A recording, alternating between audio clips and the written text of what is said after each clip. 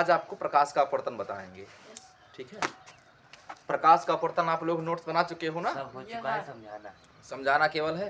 देखो प्रकाश का अपवर्तन क्या होता है। देखो जब कोई प्रकाश की किरण, ठीक है, एक माध्यम से, ये सूर्य हो गया, सूर्य, और ये पहला माध्यम वायु हो गया, ठीक है, और ये दूसरा माध्यम जल हो गया मान लो, ठीक है ना। जब कोई प्रकाश की किरण, ये वायु को माध्यम एक मान लो, ठीक है, अभी माध्यम एक और माध्यम दो के मतलब से M1 M2 है ना, ये माध्यम एक है और ये माध्यम दो है ना। तो जब प्रकाश की किरण जब एक माध्यम से दूसरे माध्यम में प्रवेश करती है तो वह अपने मार्ग से थोड़ा सा विचलित हो जाती है। क्या हो जाती है? विचलित हो जाती है, मतलब हट जाती है ना। इसी घटना को प्रकाश का अपवर्तन कहते हैं। ठीक है, प्रकाश की किरण एक माध्यम से दूसरे माध्यम में प्रवेश करती है तो वह थोड़ा सा विचलित हो जाती है अपने मार्ग से। इस घटना को प्रकाश का अपवर्तन कहते हैं। ठीक है, ये प्रकाश का अपवर्तन क्यों होता है? क्यों होता है प्रकाश का अपवर्तन? ठीक, देखो विभिन्न माध्यमों में, जैसे पहला माध्यम है तो उसमें जो पहले माध्यम का घनत्व है वह कम है, दूसरे माध्यम का घनत्व ज़्यादा है। तो जब दो प्रकाश एक माध्यम से दूसरे माध्यम में प्रवेश करेगा तो उसकी चाल कम या ज़्यादा हो जाएगी, है ना। मतलब अलग अलग माध्यमों में प्रकाश की चाल अलग अलग होती है, ठीक है ना। यही कारण है प्रकाश के अपवर्तन का। जैसे अभी आप देख लो, मान लो मेला जा रहे हो, है ना, तो जहाँ भीड़ ज़्यादा होगी वहाँ पे तुम्हारी स्पीड कम हो जाएगी और जहाँ पे भीड़ कम होगी वहाँ पे तुम्हारी स्पीड ज़्यादा हो जाएगी। ठीक ऐसे ही जब प्रकाश एक माध्यम से दूसरे माध्यम में प्रवेश करता है तो जहाँ कण सघन होते हैं वहाँ से वो बगल हो जाता है ना, और जहाँ कण विरल होते हैं वहाँ से वो सीधा सीधा आराम से निकलना प्रारंभ कर देता है ना। तो मतलब प्रकाश का यही विचलन जो होता है, जो प्रकाश बगल हो जाता है, हट जाता है अपने मार्ग से, यही घटना प्रकाश का अपवर्तन कहलाती है। ठीक है ना। एक बार फिर से देख लो, प्रकाश का अपवर्तन विभिन्न माध्यमों में कैसे होता है।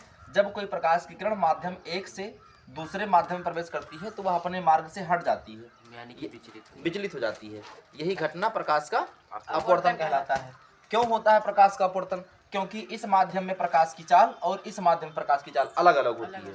मतलब अलग अलग माध्यमों में प्रकाश की चाल अलग अलग होती है, इसी कारण से प्रकाश का अपवर्तन होता है। ठीक है, प्रकाश के अपवर्तन के नियम देख लो। प्रकाश के अपवर्तन के है ना भैया, प्रकाश के अपवर्तन का नियम देख लो। नियम क्या होता है इसका? देखो प्रकाश के परावर्तन का नियम तो आपने देखा था, है ना। अपवर्तन का नियम देखो,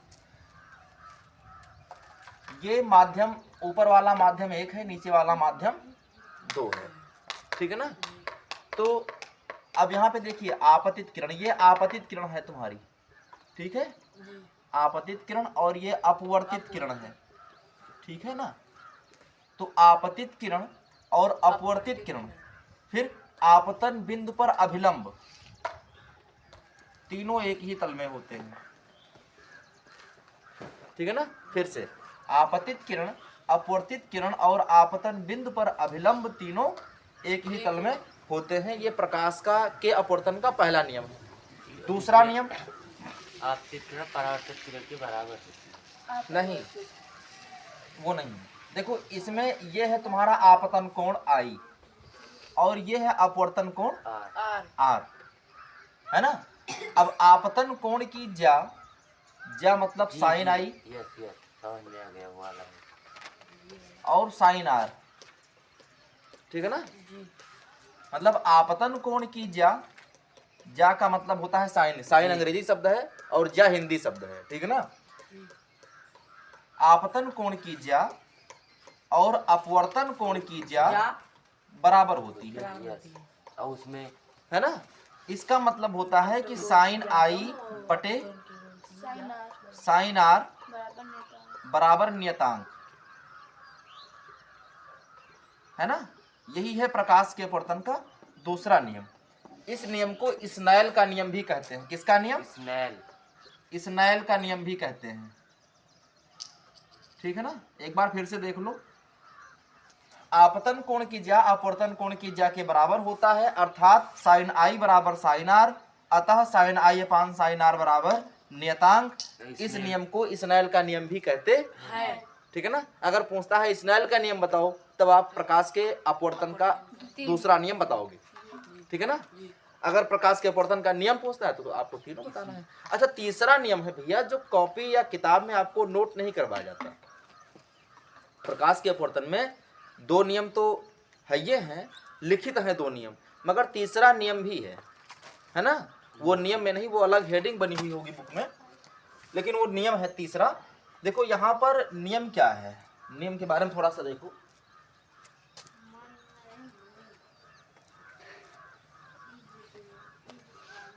देखिए, जब तीसरा नियम क्या है, देखो बेटा, जब प्रकाश की किरण एक माध्यम से दूसरे माध्यम में प्रवेश करती है ना, तो या तो वो इस तरफ आती है या तो फिर इस तरफ आती है ना। मतलब माध्यम दो में प्रवेश करने का अर्थ होता है कि माध्यम दो की में प्रकाश की चाल कम है या ज्यादा है, तभी तो विचलन हो रहा है। तो या तो प्रकाश की किरण भैया विचलित होकर के इस तरफ आती है, ये क्या है, अभिलंब है ना, ये अभिलंब है। या तो प्रकाश की किरण अभिलंब की ओर झुक जाती है, या फिर प्रकाश की किरण अभिलंब से दूर हट जाती है। ठीक है ना। ऐसा क्यों होता है, यही देखेंगे, यही है तीसरा नियम। तो जब प्रकाश की किरण विरल माध्यम से सघन माध्यम में प्रवेश करती है तो वह अभिलंब की ओर झुक जाती है ना। फिर से सुनना, जब प्रकाश की किरण विरल माध्यम से सघन माध्यम में प्रवेश करती है तो वह अभिलंब की ओर झुकती है, और जब विरल माध्यम, जब सघन से विरल में आती है तो अभिलंब से दूर हटती है ना। बहुविकल्पीय प्रश्न में हर बार पूछा जाता है, इस बार भी पूछा जाएगा, और तुम लोगों के टाइम पे जो अगली बार होगा उसमें भी पूछा जाएगा ये। ठीक है ना, चाहे जिस तरह से पूछा जाए। प्रकाश की किरण दूसरे माध्यम पहुंचकर अभिलंब से दूर हट रही है, वह सघन माध्यम होगा या विरल माध्यम होगा, है ना। तो वही से ही बताते हैं। ठीक है ना। जब प्रकाश की किरण, फिर से देख लो, जब प्रकाश की किरण सघन से विरल में आती है तो अभिलंब से दूर होती है, और जब विरल से सघन में आती है तो अभिलंब की ओर झुकती है। यही है प्रकाश के अपवर्तन के नियम और प्रकाश के अपवर्तन से संबंधित समस्त घटनाएं। ठीक है ना। अब क्या होगा भैया, प्रकाश के अपवर्तन के नियम के बाद एक मिनट, अपवर्तनांक होगा। हाँ, अपवर्तनांक होगा के कारण नहीं, अपवर्तन के कारण हो गया है ना। अपवर्तनांक का नियम। अब अपवर्तनांक है, क्या है, अपवर्तनांक किसे कहते हैं ये देख लो। तो इसकी तो सीधी परिभाषा है भैया, प्रकाश की किरण अपवर्तित होकर के जितने विस्तार में फैलती है या सिकुड़ती है ना। ठीक है, मतलब प्रकाश के अपवर्तन के दिशा विस्तार को, है ना, प्रकाश में अपवर्तन के दिशा विस्तार को अपवर्तनांक कहते हैं। ठीक है ना। हाँ, ये होता है दिशा विस्तार। क्या होता है, दिशा विस्तार। ठीक है ना। प्रकाश के अपवर्तन के दिशा विस्तार को अपवर्तनांक कहते हैं। ठीक है ना। तो अपवर्तनांक का फार्मूला होता है,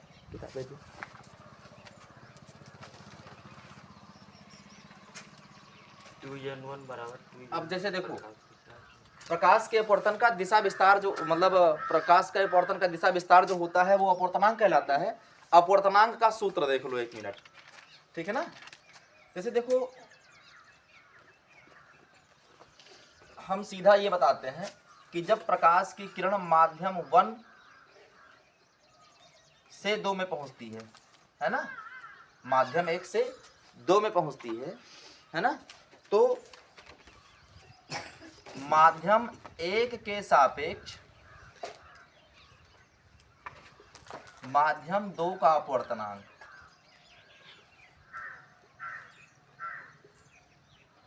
देखो माध्यम एक के सापेक्ष दो का अपवर्तनांक, देखो दो का अपवर्तनांक बोल रहा है ना। अपवर्तनांक का फार्मूला आप देखेंगे कि 1n2 होता है, ठीक है ना, 1n2 होता है। लेकिन यहाँ पर देखो क्या है, दो का अपवर्तनांक बोल रहा है ना, तो जब दो का अपवर्तनांक बोलेगा तो 2n1 होगा, 2n1 होगा, 2 में प्रकाश की है ना। और जब a के सापेक्ष g का अपवर्तनांक बोलेगा, किसका, g का, तो a के सापेक्ष g का बोल रहा है ना, तो gn a ऐसे लिखा जाएगा, ये समझ लो, gn a। जब a के सापेक्ष w का अपवर्तनांक बोलेगा तो w का बोल रहा है ना, तो wn a, ठीक है, wn a ऐसे लिखा जाता है, ठीक है ना। हाँ, तो अब देखो यहाँ पे मैं फार्मूला लिखवा रहा हूँ।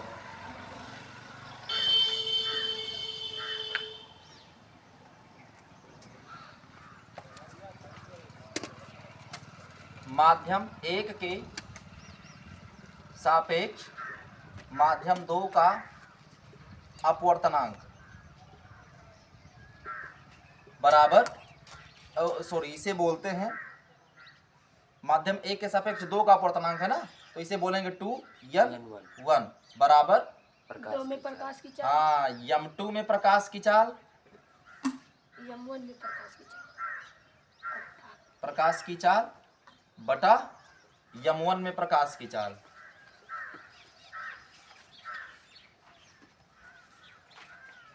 ठीक है ना। अगर तुम्हें WNA निकालना है, क्या WNA निकालना है, तो W में प्रकाश की चाल ए में प्रकाश की चाल बटा A में प्रकाश की चाल,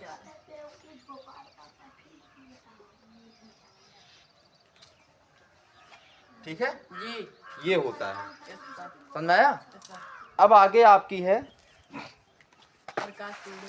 प्रकाश के किरणों की उत्क्रमणीयता, जी गुरु क्या है, उत्कीर्णीयता प्रकाश की प्रकाश के किरणों की उत्कीर्णीयता। उत्क्रमणीयता, फिर से कहा ना,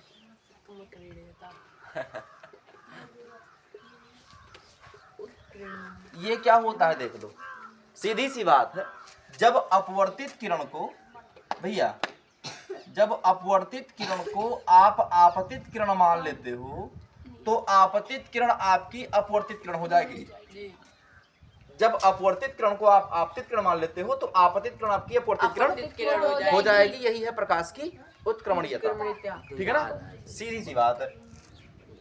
उत्क्रमणीयता की बात क्या है, लेंस, जी जी लेंस है ना। अब देखो अपवर्तित प्रकाश के अपवर्तन के बेस पर लेंस बताए हैं, परावर्तन के बेस पर दर्पण बताए थे और अपवर्तन के बेस पर लेंस बताए हैं। तो देखिए अब देखो लेंस क्या होता है। लेंस सीधी सी बात है, नोट्स बना लो और नोट्स बनाने के बाद में उसमें नोट करते चलो, ठीक है ना, स्टेप बाय स्टेप जैसे बता रहा हूं मैं। अब देखो लेंस क्या है, दो गोलीय पृष्ठों से बना हुआ पारदर्शी माध्यम लेंस कहलाता है, ठीक है ना, गोलीय पृष्ठों से बना हुआ पारदर्शी माध्यम लेंस कहलाता है, हमें ठीक है ना। पता है सर जी। हाँ, दो गोलीय पृष्ठों से बना हुआ पारदर्शी माध्यम लेंस कहलाता है। लेंस कितने प्रकार के होते हैं, दो। लेंस होते हैं दो उत्तल प्रकार अवतल। के, वेरी उत्तल लेंस, गुड। अवतल एक लेंस। होता है उत्तल लेंस, कौन सा, उत्तल लेंस अवतल लेंस और अवतल लेंस, उत्तल लेंस अवतल लेंस। दिख रहा है बराबर, जी सर दिख रहा है, जी कोई दिक्कत तो नहीं है। नहीं उत्तल लेंस क्या होता है, देखो पहले डिफिनेशन देख लो उत्तल लेंस की, ठीक है ना। थोड़ा सा अलग देखेंगे उत्तल लेंस भैया यहाँ से। देखो उत्तल लेंस ये होता है तुम्हारा, ये जी है ना, जी ये उत्तल लेंस है। जी। उत्तल लेंस की परिभाषा अगर देखेंगे तो उत्तल लेंस बीच में मोटा और किनारों पर पतला दिख रहा है तुम्हें, है ना। जी उत्तल लेंस बीच में मोटा और किनारों पर पतला। पतला होता है, ठीक है ना। और देखिए ये प्रकाश की किरणों को एक जगह पर एकत्रित करता हाँ किसी एक बिंदु पर एकत्रित कर देता है या केंद्रित कर देता है, अनुसरता के कारण। ठीक है ना। ये प्रकाश की किरणों को किसी एक बिंदु पर केंद्रित कर देता है, ठीक है ना, या अभिसरित कर देता है, इसलिए इसको अभिसारी लेंस भी बोलते हैं। कौन सा लेंस? अवतारी वेरी गुड। प्रश्न में पूछ सकता है उत्तल लेंस को अभिसारी लेंस क्यों बोलते हैं, तो सीधा सा उत्तर है कि प्रकाश की किरणों को एक जगह से एकत्रित करते हैं, एक ही बिंदु पर केंद्रित कर देता है, इस कारण इसे अभिसारी लेंस कहते हैं। लेकिन सर जी कैसे करत अभी सरता से ना सर क्या चीज? अभिसारी। ना ही नहीं, उसका कोई मतलब नाम नहीं है कि किस कारण करता है ना, बस अभिसरित कर देता है बस। सर जी का अभिसरिता फिर काहे लिखा है दूंगा? अभी सत्ता नहीं हो, अभिसरित है। अभिसरित केंद्रित करना, उसी को अभिसरित करना कहते हैं। अभिसरित है भैया वो का मतलब वो का ब्रैकेट में लिखाए हैं केंद्र एक जगह पर केंद्रित या अभिसरित। अब देखो अवतल लेंस, ठीक है, जी अवतल लेंस क्या होता है, यहाँ बना रहा हूँ मैं, ठीक है ना, जी ये देख लो, ये अवतल लेंस है, ये बीच में पतला और किनारों पर मोटा होता है, ये अवतल लेंस है, ठीक है ना। अवतल लेंस की प्रवृत्ति क्या होती है, ये प्रकाश की किरणों को फैला फैला देता है देता है। फैला देता है, इसलिए इसे क्या कहते हैं, अवतारी लेंस अपसारी लेंस कहते हैं, ठीक है ना। यस सर यह प्रकाश की किरणों को फैला देता है या फिर अपसरित कर देता है, इसलिए इसे अपसारी लेंस कहते हैं। प्रश्न में पूछ सकता है अवतल लेंस को अपसारी लेंस क्यों कहते हैं, तो सीधा सा उत्तर है यह प्रकाश की किरणों को अपसरित कर देता है या यह प्रकाश की किरणों को फैला देता है, इसलिए इसे अपसारी लेंस, कहते हैं। ठीक है ना। अब लेंस से संबंधित कुछ परिभाषाएं हैं, ठीक है, उनको देख लो।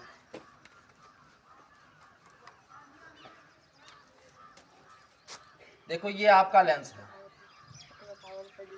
देख रहे हैं ना, और ये होगा इसका मुख्य अक्ष।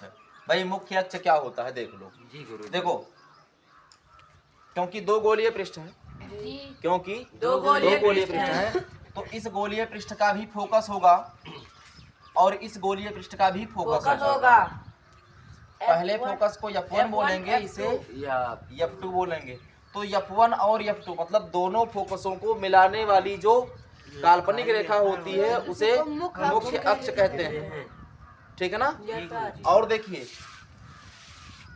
मुख्य फोकस की दुगनी दूरी पर 2F1 होता है ना। इसे लेंस की वक्रता केंद्र तो है ही नहीं इसमें, जी है ना, इसमें वक्रता केंद्र नहीं होते हैं, मतलब होते हैं मगर वो दिखाए नहीं जाएंगे आपको, ठीक है। अब लेंस में देखो क्या क्या होता है ना।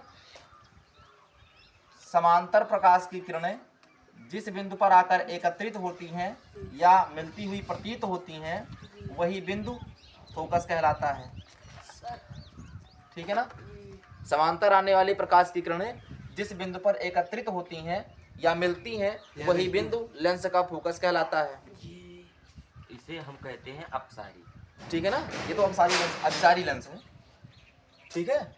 और दूसरा है ये बीच का पॉइंट है ना। देखो इस बिंदु से प्रकाश की किरण सीधा सीधा आर पार हो जाती है, यहाँ से विचलित नहीं होती है, जी गुरु जी, है ना। यहाँ से प्रकाश की किरण अपवर्तित नहीं होती। देखो अगर लेंस में पूछा जाएगा लेंस में किस जगह से प्रकाश की किरण अपवर्तित नहीं होती, तो सीधा आपका नाम है प्रकाशिक केंद्र से। कहाँ से? प्रकाशित केंद्र। प्रकाशिक केंद्र। प्रकाशिक केंद्र से प्रकाश की किरण जो है अपवर्तित नहीं होती, वो सीधा आर पार निकल जाती है और सीधी रेखा में निकल जाती है, ठीक है ना। तो ये है। अब देखो फोकस तल किसे कहते हैं, फोकस तल। तो देखिए F1 से लेकर के F2 के बीच की जो डिस्टेंस है, जो दूरी है, उसे ही क्या कहेंगे, फोकस तल कहेंगे, ठीक है। हाँ, F1 से लेकर के F2 तक जो बीच की दूरी है उसे ही फोकस तल कहेंगे। यही है उत्तल दर्पण की मुख्य परिभाषाएं, है ना। अब बाकी जो भी परिभाषा है सब जो दर्पण हमने पढ़ाया है ना, वो दर्पण की ही परिभाषाएं हैं टोटल, ठीक है ना। थोड़ा यही अलग था, प्रकाशिक केंद्र और ये फोकस तल, ठीक है ना। प्रकाशिक केंद्र और फोकस तल अलग था, इसलिए इसको हमने बता दिया। बाकी परिभाषाएं जो भी हैं बाकी सब उससे हैं, ठीक है ना। बस साइंस में आज इतना ही। अब आगे जो है नोट्स बनवाएंगे तो फिर बताएंगे, ठीक है ना।